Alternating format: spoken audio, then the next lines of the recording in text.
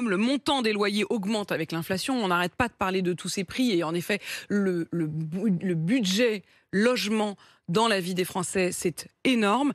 Et votre parti pris ce matin, c'est de dire que bloquer les loyers, c'est pas une bonne idée. Pourquoi ? Parce que le problème, c'est qu'on refile un peu la patate chaude aux propriétaires en sous-entendant que c'est eux qui ont la clé du logement. Sauf qu'on oublie un peu que derrière les propriétaires, il y a souvent des gens des Français qui ont pris un crédit, qui investissent en général pour leur retraite.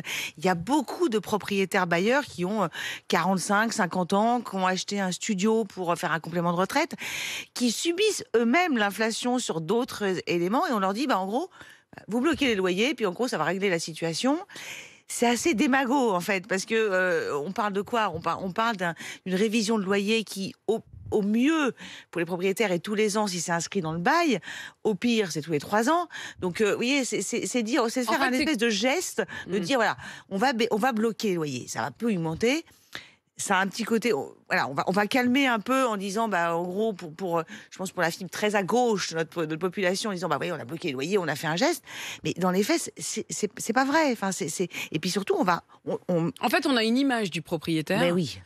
Quand vous dites, c'est aussi des retraités qui ont réussi à mettre de côté en achetant un studio. C'est un complément de retraite pour eux. Ils seraient eux aussi pénalisés. Mais bien sûr, parce que vous avez tous ceux qui ont été locataires dans les grandes villes, souvent vous n'aviez pas une grosse foncière derrière. Vous aviez un propriétaire bailleur dont vous aviez un oncle, en général habitait en province, et qui avait acheté un appart, un studio, pour mettre en location, pour faire un complément de retraite, un complément de revenu.